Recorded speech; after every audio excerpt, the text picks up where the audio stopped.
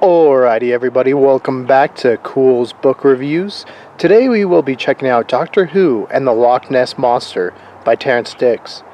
Now this is my first foray into Doctor Who books, but not Doctor Who as a whole. I mean, obviously the TV show was going for a long time, and definitely some incarnations of Doctor did better than others, but I'm sure at some point most of us have seen something Doctor Who related.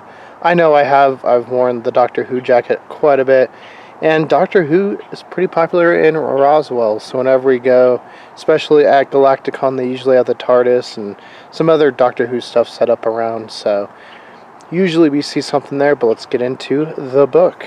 Alright, so up top we see Doctor Who in the classic font there. We see this is Target there.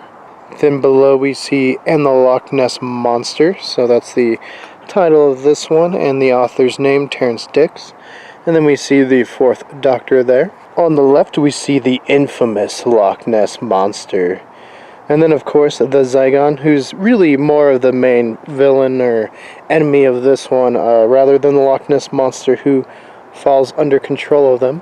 On this side we see Target, Doctor Who and the Loch Ness Monster, Terrance, and then a little bit about the book, and no ISBN on this one. This one is not a super long read, only 127 pages, but it does what it needs to do, and I think it is enjoyable. And as you flip through, you can see no pictures, just words. So let's get started. So yeah, like I said, this is the first foray into a Doctor Who book. And this one condenses a couple different episodes, it looks like, into one, which comes from stories revolving around the fourth Doctor.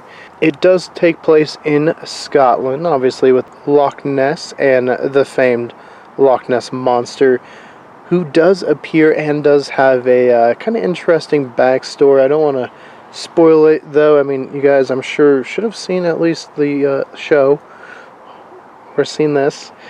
But I would say it is interesting. It's a little Invasion of the Body Snatchers-esque. You know, it's just as far as the whole storyline and plot go, where the Zygons can, you know, make themselves look like different people. So you really never know who's who. There's a couple you already know are aliens in one part and aren't human, whereas the characters in the book don't know that. Or at least outside the Doctor doesn't know that. Now there's other times where you didn't realize they were an alien at that point, up until things start unraveling. And the Loch Ness Monster makes appearances here and there, mainly attacking oil companies and oil rigs, because it is actually attacking a tracking device that, you know, was placed there. We get a lot of fun things, double turns, old castles, hidden passageways.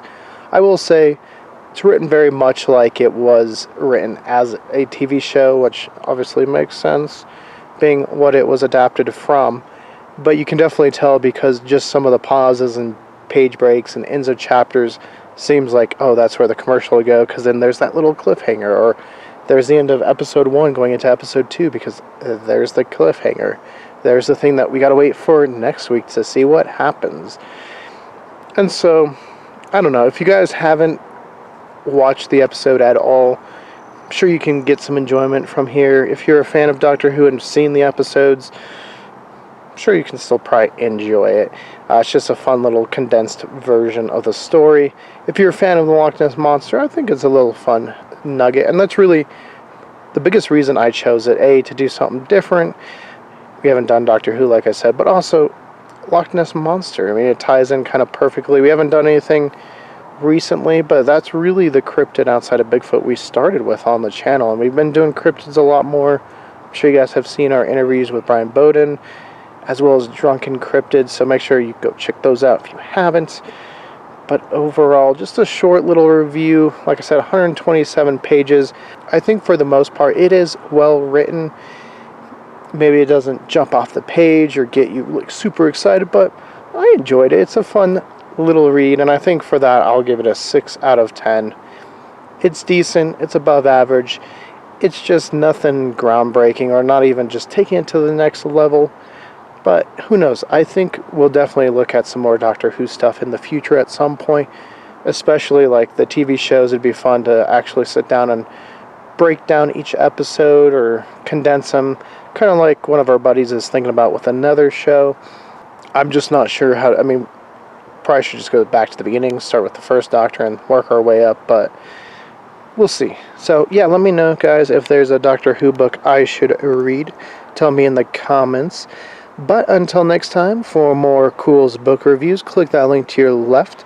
The last one is The Lost World by Michael Crichton. For more about us here at Culz Paranormal, click that link to your right. We just had a fun interview with a folk music band who's actually going to be doing a show at the end of the week. So make sure, click that link, check them out, and go visit them if you're in Colorado at that festival. But until next time, guys, I've been your host. Please feel free to like and subscribe if you think we've earned it. And once more, just let us know, which Doctor Who stuff should we be covering.